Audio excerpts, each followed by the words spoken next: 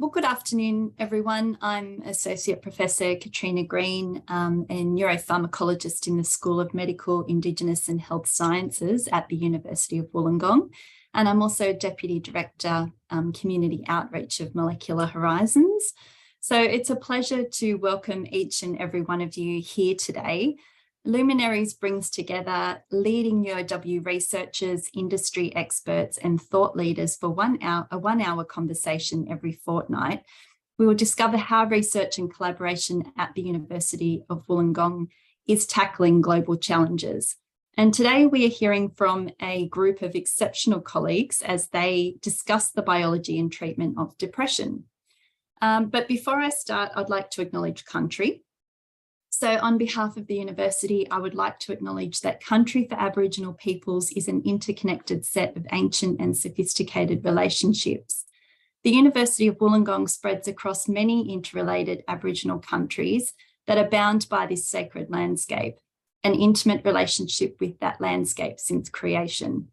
From Sydney to the Southern Highlands to the South Coast, from freshwater to bitter water to salt, from city to urban to rural, the University of Wollongong acknowledges the custodianship of the Aboriginal peoples of this place and space that has kept alive the relationships between all living things. The university acknowledges the devastating impact of colonisation on our campus's footprint and commit ourselves to truth-telling, healing and education. Thank you. So in Australia, 1 in 6 people are currently experiencing depression, anxiety or both, with women reporting higher rates of depression or feelings of depression and anxiety than men. And major life transitions such as pregnancy and motherhood can impact on women's mental health and well-being. So this webinar explores the biological changes in the brains of those with mental illness and current research that seeks to understand sex differences in the biology. New research focuses on how various approaches to the treatment of maternal depression alter maternal behaviour and the maternal brain. And today we welcome leading and early career researchers to discuss their current work in depression research. So if you have any concerns about your own or others' mental health, please talk to your doctor or call Lifeline to seek advice using the number on your screen. So I'd like to introduce Professor Kelly Newell. Kelly leads a research team that focuses on the neurobiology and treatment of mental illness, including depression and schizophrenia. She utilises postmortem human brain tissues and rodent models to uncover biological changes in the brains of those with mental illness to guide research into more targeted treatments. She has research interests in the biology of antenatal depression and the impacts of antenatal depression and its treatment on the maternal brain and offspring outcomes. We also have Sue Thomas, who's an Associate Professor of Mental Health and Behavioural Sciences at the Graduate School of Medicine. She leads the Mood, Food and Biomarkers Research Program, which investigates how depression is related to physical health changes, including hormones, appetite, weight gain and heart health. She's also a practicing clinical psychologist. Samara Brown has just completed her PhD, where she utilised human brain samples to explore neurobiological changes that occur in depression. And Samara continues this work post-PhD while also examining the neurobiology and novel treatments for schizophrenia. And we also have Noor, who is a behavioural and molecular neuroscientist. Noor has also just completed her PhD, where she explored the impact of antidepressant use and exercise during pregnancy on the maternal brain and on depressive and anxiety-related measures. So if I can ask you first, Kelly, how big is the problem of depression and what's your team doing to tackle it? Yeah, thank you, Katrina. We all know someone with depression. The incidence of depression is high and it's rising. We've got treatments for depression which work for some, but not all. There are a lot of people that aren't experiencing relief from current treatments for depression. So really, to discover more effective treatments, we really need to understand the biology of what is going on in people with depression so that we can design better and more targeted treatments. So one of the ways our research group is tackling that is really to look at the brain itself from those that have experienced depression and understand on a molecular level what has changed or what is different in the brains of those with depression, so that we can use that to design better drugs or better targets for the treatment of depression. So Samara has spent the last 4 years dedicating her life to answering this question. She has been investigating a specific pathway in the brain that not much has been known about this pathway in depression. And her research really could help identify new treatment targets or new treatment targets for specific groups of people with depression. She's found some interesting findings that are specific to females with depression, which really could provide important information regarding treatments moving forward. Thanks, Katrina. Perfect. So we're now going to hear from Samara, and I'd encourage members of the audience to submit their own questions using the Q&A function, and we'll try and get to as many questions as possible. Thanks, Samara. Yeah, thanks, Katrina. I'll just bring up my slides.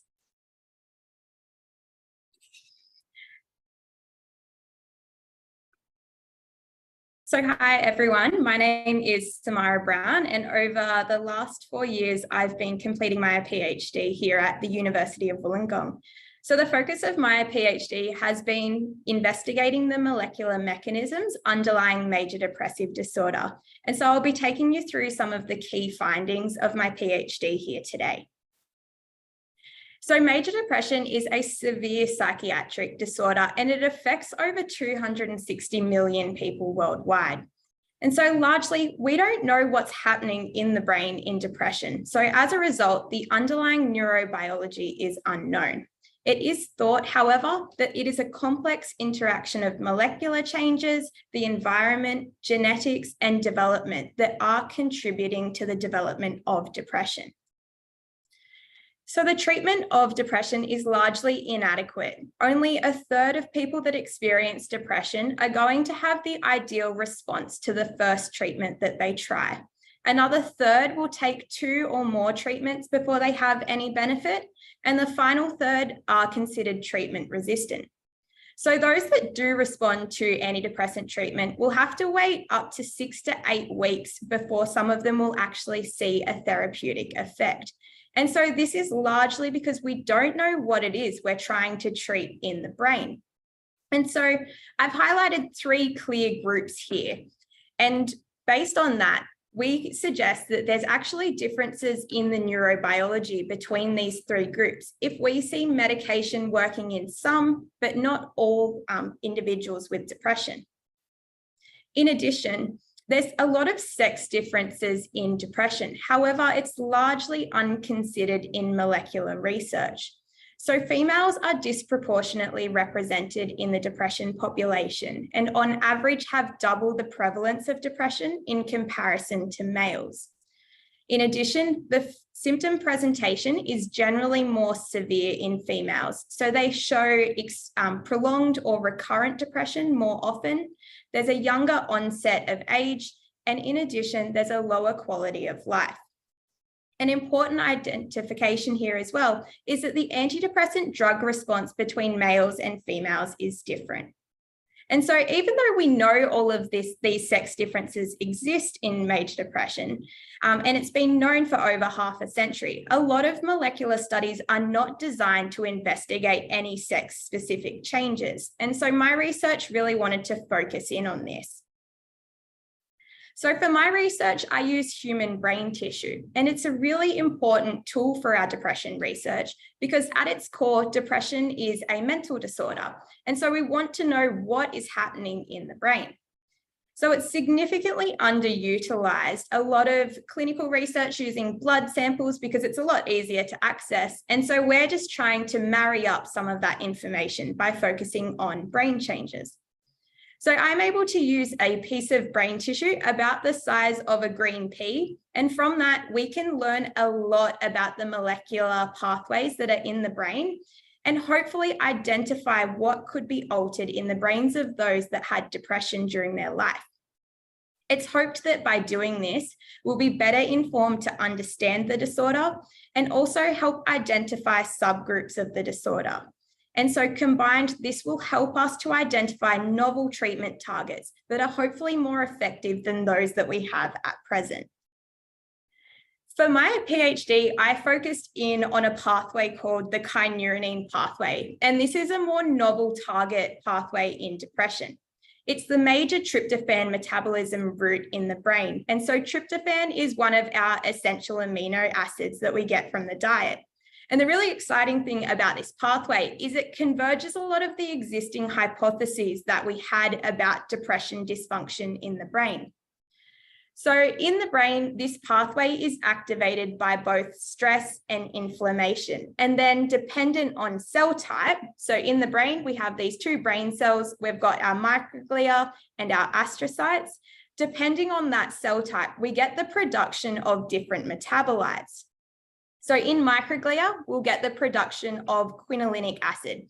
It's going to go around activating receptors in the brain. Whereas in astrocytes, we get what's called kynurenic acid. It does the opposite. It's going to block those receptors. And so there have been some previous studies in depression on the kynurenine pathway in blood samples from people with depression. And what they've found is significant reductions in this blocking metabolite. And so what this meant is that quinolinic acid was pretty much free to flow around activating receptors without any competition. And what this would lead to is increases in excitotoxicity if this was present in the brain. So my research aimed to check if this was the case in the brain. So I have obtained brain tissue from individuals with a history of depression, and we also get brain tissue from non-psychiatric controls. The region I've focused on is called the anterior cingulate cortex. So this is a key emotional regulation site in the brain, and it's shown to be altered in depression previously. After we gathered our brain tissue, we were then able to examine the gene expression and metabolites of the kynurenine pathway. So what I've got on the left here is an example of a non-psychiatric control synapse in the brain. So this is where we're getting our signaling and messages sent around the brain. So ideally, what we want to see is a balance between these two metabolites. So we want to see some activation, but also some inhibition. This means that we can control and have a healthy brain signaling. So after investigating this pathway, I first looked at inflammation in the brain because it can activate the kynurenine pathway. And really interestingly, we found that there was increases in these inflammatory markers in the brains of people that had depression. And this was irrespective of sex. So both our males and females with depression had significant increases in inflammation. And so what we thought that might lead to is an increase in our kynurenine pathway. When we then went on to investigate the kynurenine pathway, we did find some changes here. So first we looked at gene expression of the enzymes. So these are the things that are going to generate the metabolites. And what we saw is that this enzyme called CAT2 was increased in depression. So this enzyme is going to increase the amount of our inhibitor metabolite, kynurenic acid. And so we predicted that we would then also see an increase in kynurenic acid opposite to what was previously reported in the blood. And so that would mean that we'd have increased potential to block excitation in the brain. And so this can be considered neuroprotective, which was kind of opposite to what we had expected. When we did some further subgroup analyses based on the cause of death, we found that it was actually only depression subjects that did not die by suicide that showed this increase. And so this could possibly mean that we have increased neuroprotection in those that did not die by suicide. The next step was then to actually measure how much of that metabolite was this enzyme making. And interestingly, what we found was that those that had died by suicide had a significant reduction in kynurenic acid. So they had a lot lower potential to block the receptors. And that meant that our depression subjects that did not die by suicide may have had neuroprotection from that increased enzyme expression. The next step was to consider those sex-specific changes. And really interestingly, we found a specific focus on females with major depression rather than males. And so similar to our suicide findings, we found that females with depression had significantly lower levels of that inhibitor metabolite kynurenic acid when we compared it back to female controls. When we then compared the ratio of activation and inhibition metabolites, we saw that females again had a significant decrease. And what we proposed is that the kynurenine pathway dysfunction that we're seeing here may be specific just to females. And the implication of this is that we may see increased excitatory signaling in the cingulate cortex just in females with depression. And so why this is important is that if that excitation is above healthy levels, we can actually see damage caused to the brain. And so overall, if we wrap up these findings, what we saw is that the kynurenine pathway changes were specific to certain groups of depression. And moving forward, we want to know, can we target the kynurenine pathway in females with depression? And would these drugs also be beneficial for suicidality? So we need more research conducted in female populations and also female preclinical models so that we can see a greater research effort into trialing these kynurenine pathway drugs specific to these groups. And so just lastly, I'd like to thank the wonderful team I worked with on this project, and thank you all for listening today. Fantastic. Thanks, Samara. I have a question for you. They're really interesting findings, and I was just wondering if there's any kynurenine-based therapeutics that have been trialled in depression. Yeah, so there's some really exciting research starting to happen. So there is a drug that's aimed at boosting kynurenic acid levels in the brain.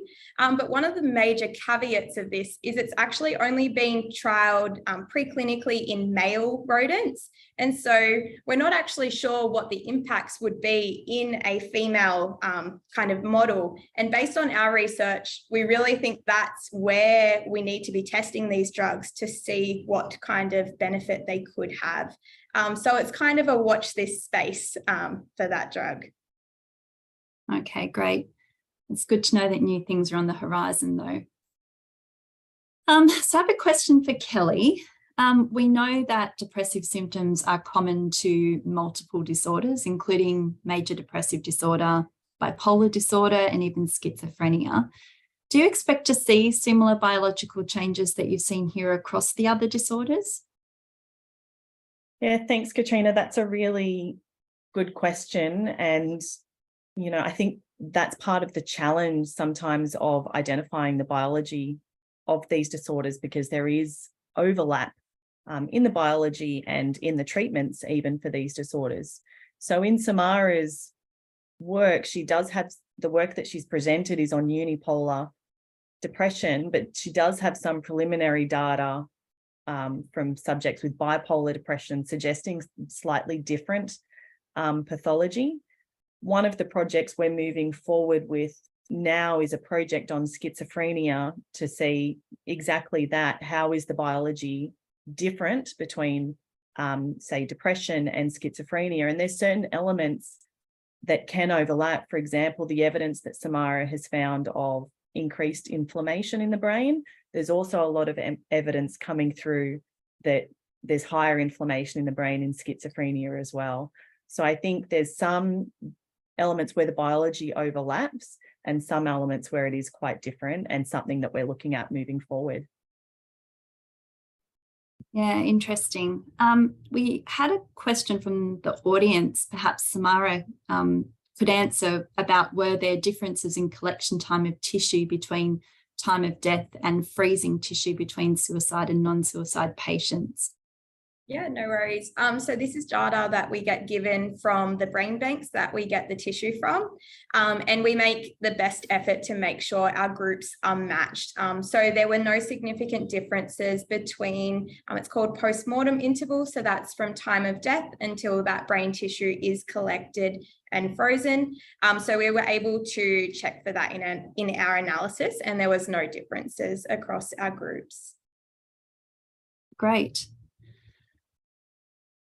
So I have a question for Sue. So as a clinical researcher, how important do you think it is to focus on understanding if there are differences based on sex in depression? I think you might be on mute, Sue. It's very important because in the clinic we see that males and females often present with different types of symptoms in MDD, and there can be a very different symptom profile for someone who still has the same diagnosis. And it's crucial really to look at the clusters of symptoms and how they relate to the different biological pathways. So I will be touching a little bit on that in my slides in a minute. So perhaps I can put up my slide when we're ready. Okay, great. Just before we go across to that, Sue, Kelly, I was just wondering where you think you would take the research from here. Yeah, thank you. Obviously, the aim of doing this research is so that we can transition or translate it to the clinic. Where we need to take this research from here at the first instant is really to get an understanding of whether these changes that Samara has identified are happening more broadly in other brain regions that are implicated in depression. That's really, I think, the first thing we need to understand. But then moving forward, exactly as Samara has said, going back to trialing those drugs that target this pathway, it's really exciting. These drugs are, in development and happening, but trialing them, in both male and female models before translating them to the clinic, I think is absolutely essential. Yeah, agree. Fantastic. All right. Well, we will now hear from Sue, who will be discussing her clinical depression study. Thanks, Sue.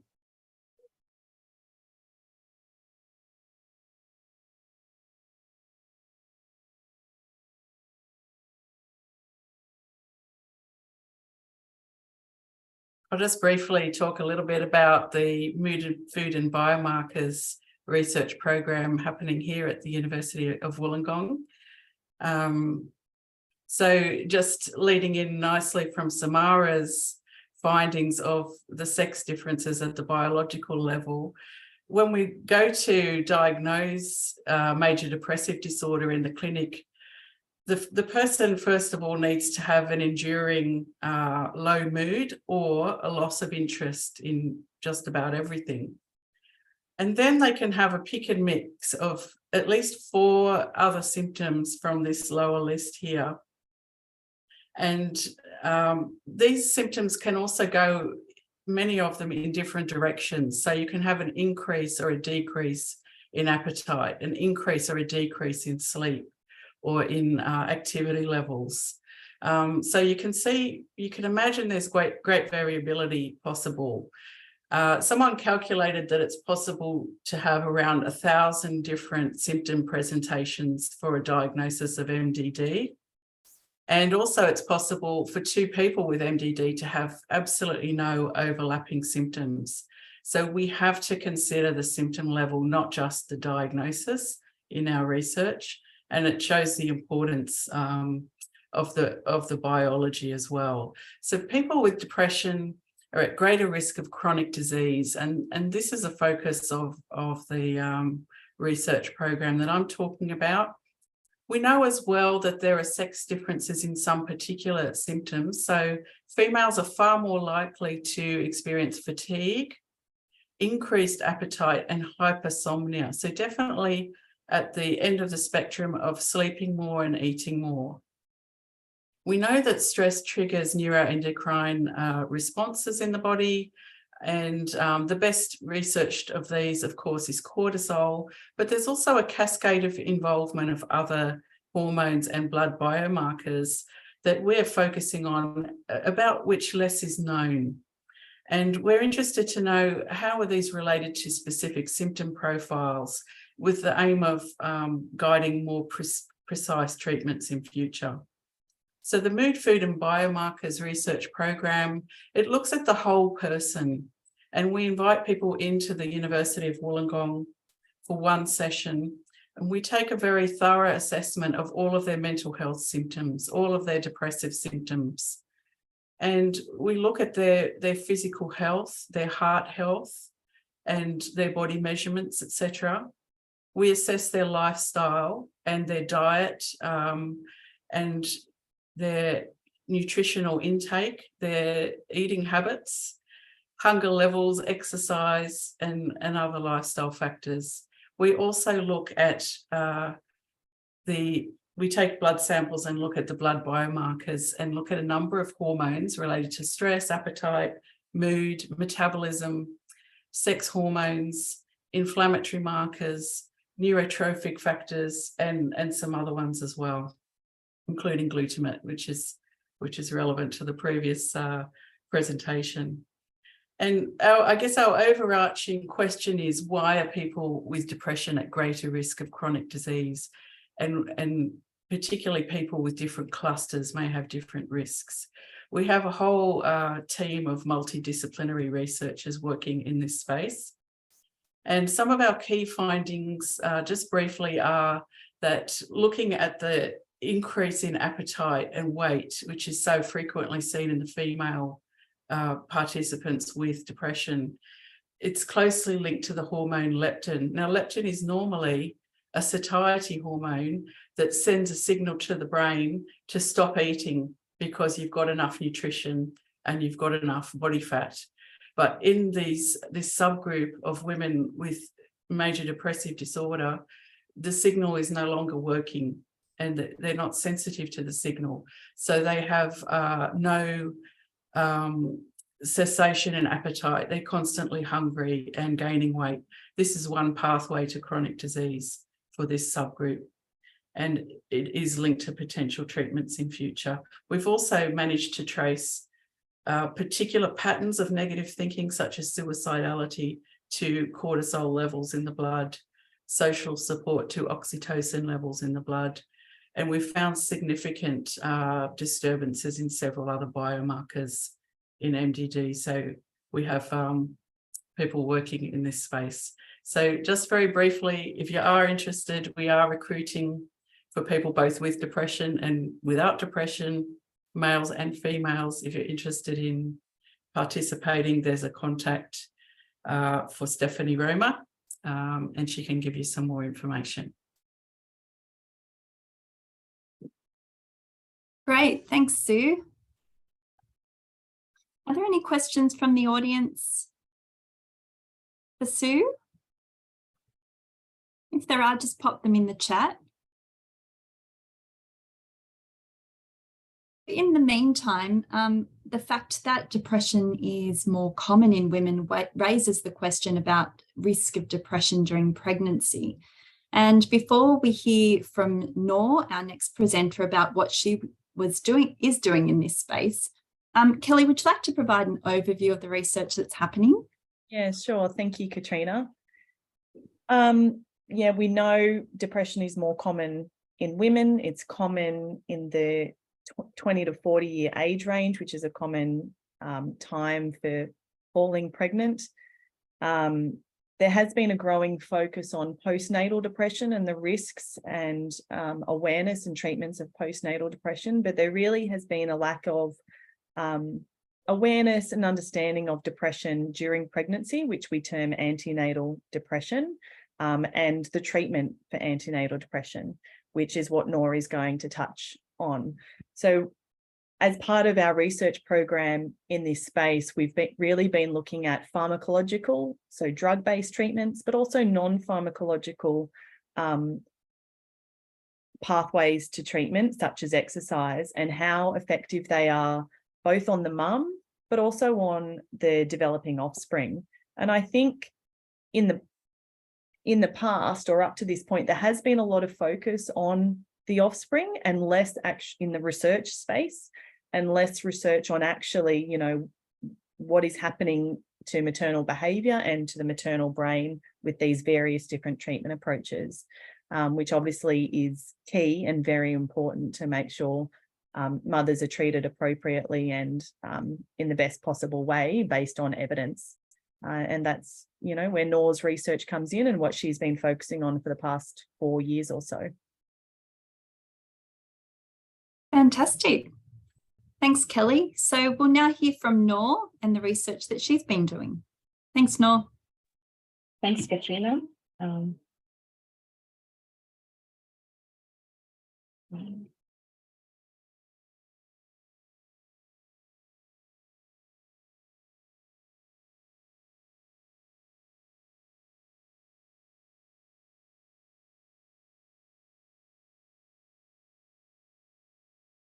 Okay.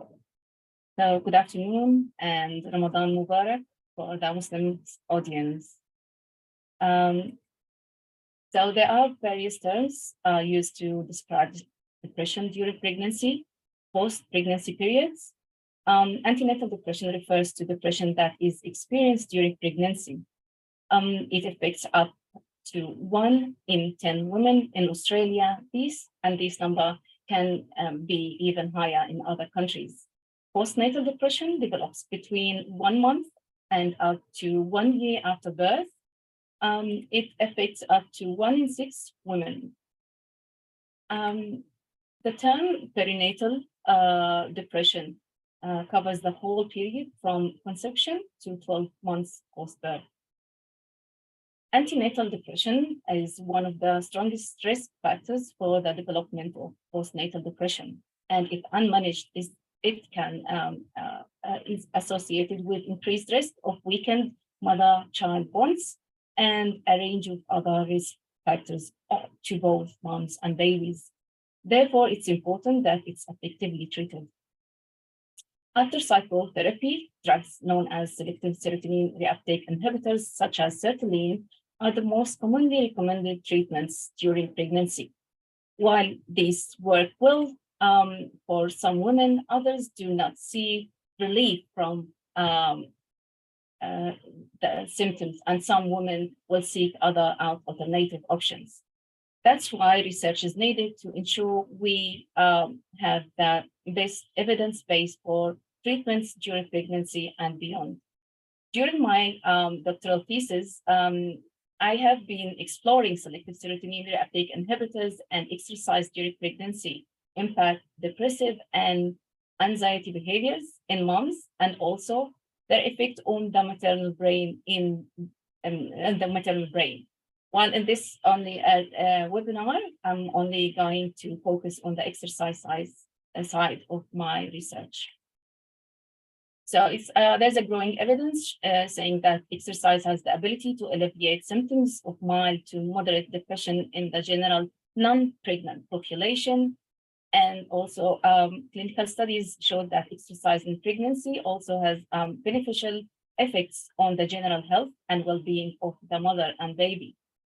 Moreover, the WHO recommendation recommends that individuals, including pregnant people, engage in 150 minutes of moderate intensity or 75 minutes of vigorous intensity exercise per week, or a combination of both. However, there is very limited research into the effects of exercise during pregnancy on depressive, anxiety, and associated symptoms. So I investigated the literature to see what clinical research has been done, exploring this exact question of what are the benefits of exercise and pregnancy on depressive and anxiety symptoms. In work that we published last year, we found that there have been 27 studies that have examined this.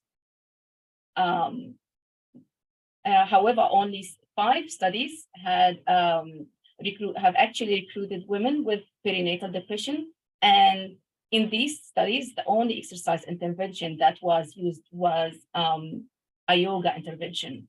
Despite that, of the 5 studies, 4 did showed that compared to the baseline, there was an improvement in both depressive and anxiety symptoms after the yoga intervention. However, in 2 studies of those 5 studies, the control, the non-yoga group, showed an improvement as well. Well, this makes it really difficult to form firm conclusions and highlights that we need more research in this area. For the rest of the 22 articles that recruited women with no depression, they used a range of exercise protocol, as you can see here, beyond yoga. 18 of those 22 articles showed that exercise intervention during pregnancy can improve depressive and or anxiety symptoms, whether that prenatal or postnatal. And overall, while it's promising, there just has not been enough research done to understand the benefits of exercise and pregnancy extend to depression. So I asked myself questions. Can higher intensity exercise during pregnancy improve depressive and anxiety symptoms? The second question, what effect does it have on maternal brain? For that, to address that, I designed a rodent study where I used a rodent model of depression and provided them with access to running wheel through their pregnancy. I had 2 control groups to compare to, one depression rodent model with no access to running wheel and a non-depression control. At about 5 weeks postnatal, we ran a series of behavioral tests to examine aspects related to depression, anxiety, and cognition. We also conducted molecular examination of maternal brain to determine if the exercise intervention had the ability to induce long-lasting brain changes. We examined anxiety-like behavior in the moms using 2 different methods to ensure robustness of our findings.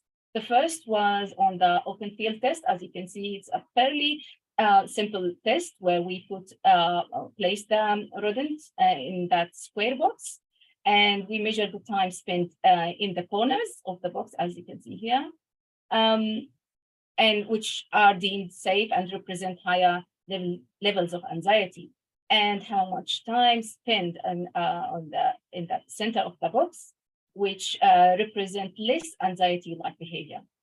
As you can see here, exercise 5 weeks after exercise, the exercise group showed an increased time spent in the center of the open field box, indicating a reduction in anxiety-like behavior. We then followed this up with elevated plus maze. As you can see, this is the elevated plus maze. In this text, we have a plus maze raised up of the floor, as you can see here, 2 arms have walls, and the opposite 2 arms don't have the walls. And when rats spend more time on the safety closed arms, it represents higher levels of anxiety-like behavior. And when it spends more time in the open arms, it represents a reduction in anxiety-like behavior. As you can see here, that exercise group after 5 weeks of exercise intervention spent more time in the open arms and less time in the closed arms. And again, this reinforcing our earlier finding that the exercise in pregnancy was associated with reduced anxiety-like behavior. We followed this with an examination of the gene expression in the brain to determine if the exercise intervention could induce long-lasting brain changes that might be associated with the behavioral changes we were seeing. I first focused on measures related to DNA methylation, which regulate the gene expression. As you can see here, the chromosome, and once it's unpacked, you can see here the double strand of the DNA that contains the genetic materials. And here the methyl groups here, and when it got added to the DNA strand, it can influence the gene expression. As you can see here, that the exercise group increased the enzyme that names DNMT3A that facilitate the DNA methylation in the cortex only. And this suggesting broader cortical changes in this region. What application can of our finding?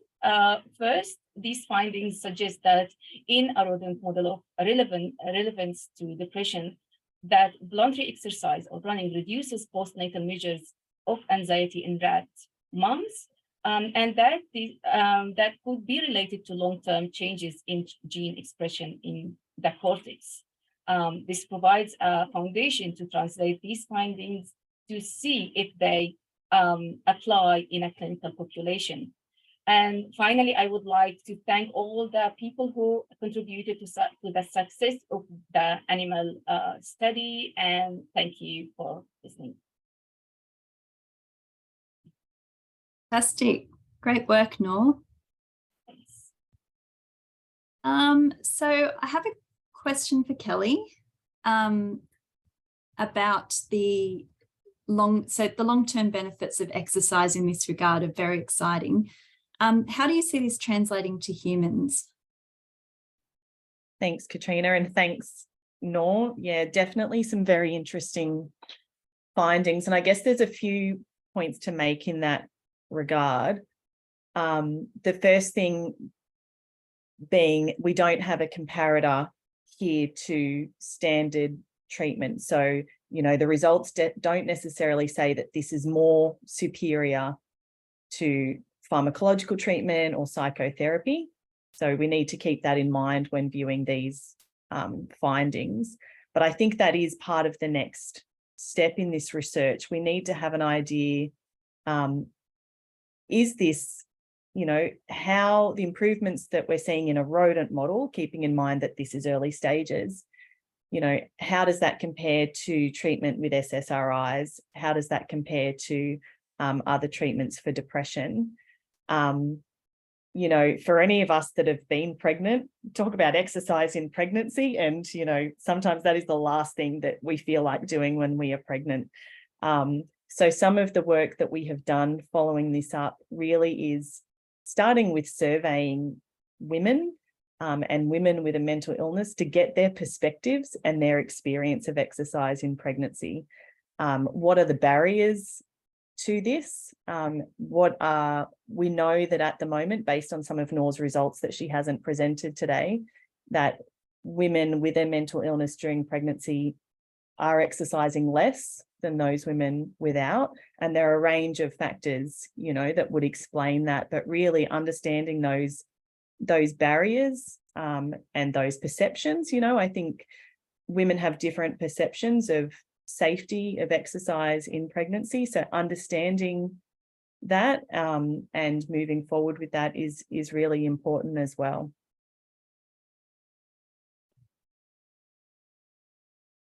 Thanks, Kelly.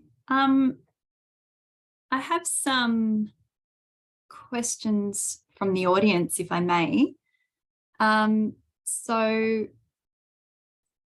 one is for Sue about, do you have any biomarker data on omega-3 status? As you know, omega-3 supplementation has improved depression scores in people with depression. Yes, we do actually. We have collected and analysed data on 120 people looking at omega-3 status, and half of those were people with a diagnosis of MDD and half were sort of healthy controls. And we thought we might find some deficits in the group with the depression, but what we found actually was a bit more depressing than that. Actually, we found that in both groups, they both had very low levels of omega-3 circulating, and they fell within a deficit range, which would put them at risk of both mental health and heart cardiovascular problems down the track. And given this is a seaside place where we collected the data, it was quite a surprise, but it suggests perhaps there are dietary things that are suboptimal in people who are living locally and around the university. And one wing of our research is now looking in a lot of detail at the dietary intake. So we hope to be able to pinpoint why this is, but I think it's a really good point that supplements may be worth considering, and definitely we should look at people's dietary intake. We're finding just lower quality intake in the people with depression, but omega-3 status was poor across the board.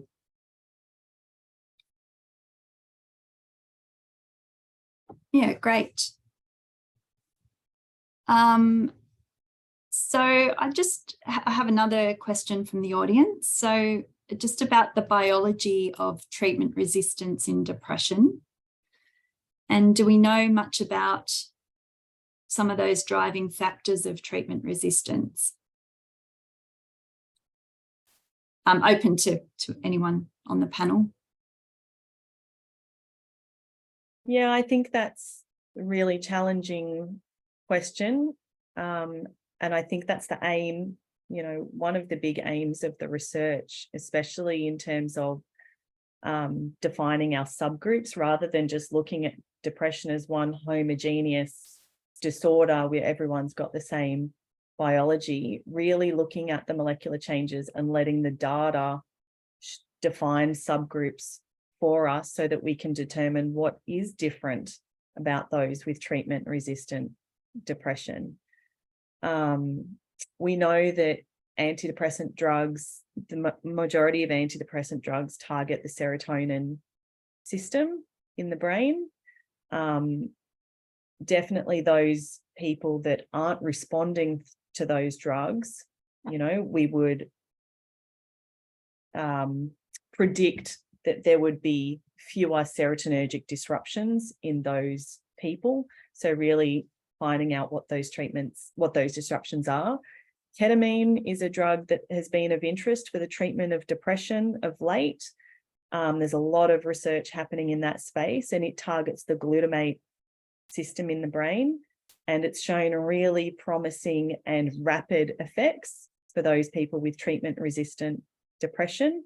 So it does suggest that in that population, the glutamatergic system in the brain, which is another chemical pathway in the brain, really might be the driving, or one of the driving biological changes in that group. Thanks, Kelly. So there's also a question about, and I think this might be to do with your literature review, Noor, and whether you noticed whether any of the pregnant mothers were known to have depressive or anxiety feelings prior to being pregnant. Like, is that sort of data captured in the things that you looked at for your SLR, your review? Oh, actually, most of the articles that we had didn't go for their previous experience. So our aim was to look actually for all the studies that had the exercise during pregnancy and did the assessment on depressive or anxiety-like symptoms, but nothing to do with previous kind of depression before getting pregnant. Yeah. Thank you, Noor. Thanks.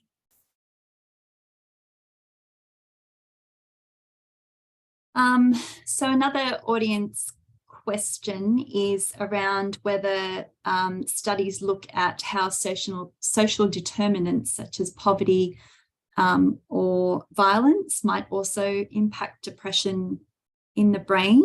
Whether someone would like to answer that question.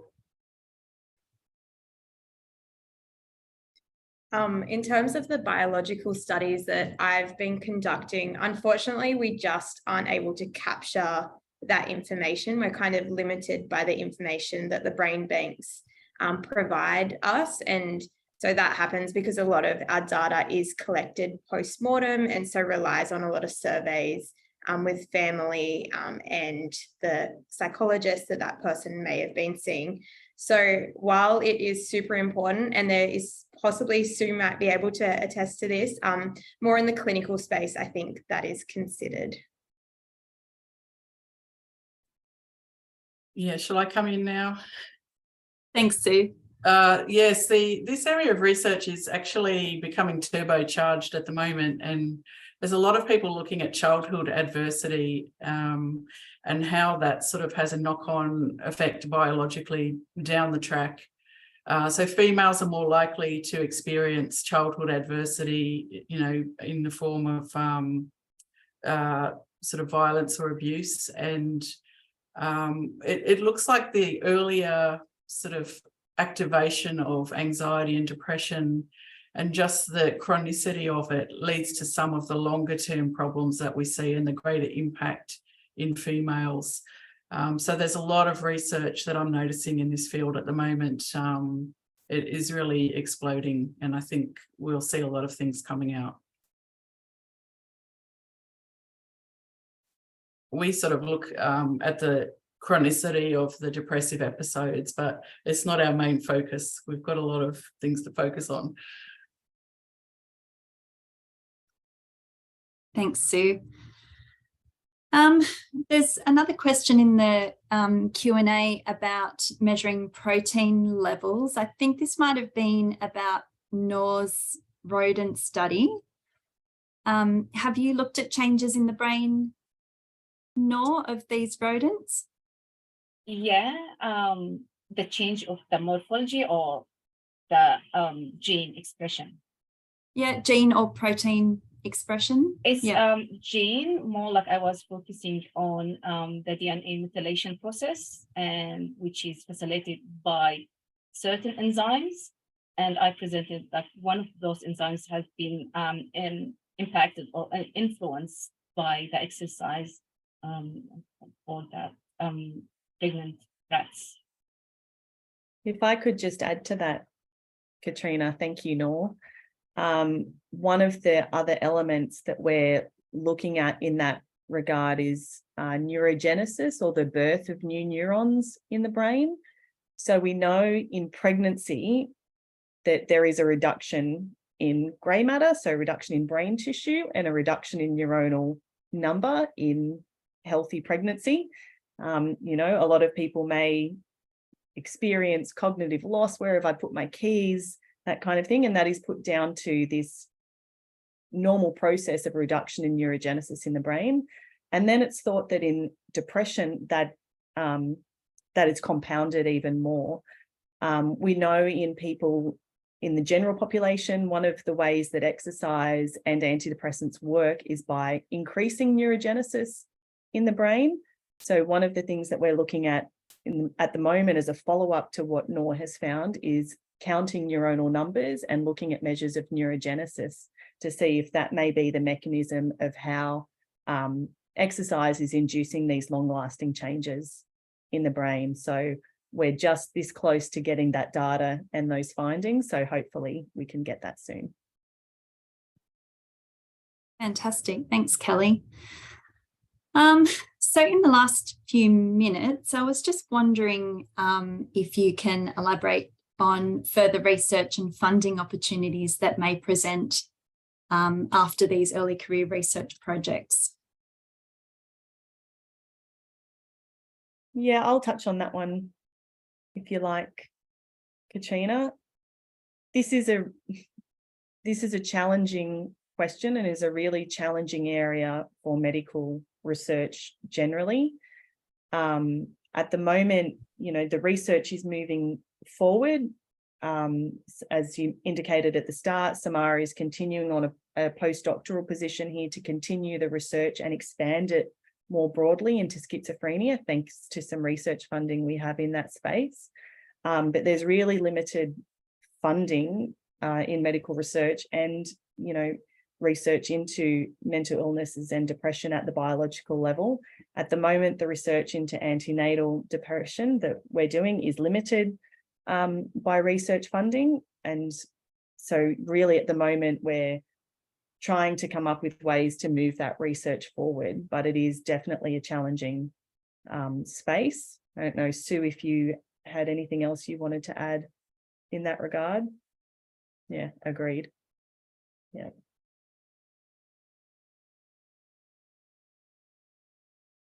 All right, thank you, Kelly. There aren't any more questions from the audience. I suppose perhaps just a final comment from the panel about how this work supports the broader work that's happening within Molecular Horizons at UOW in terms of clinical research.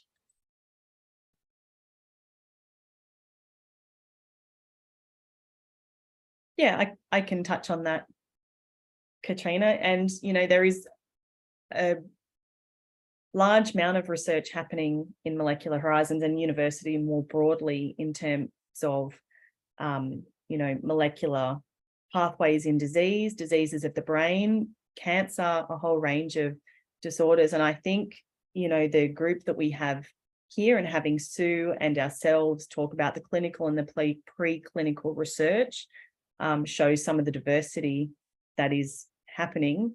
We have a range of other researchers doing a lot of clinical research, a lot of research at the molecular level for neurodegenerative disorders, neuropsychiatric disorders, so depression, schizophrenia, bipolar disorder.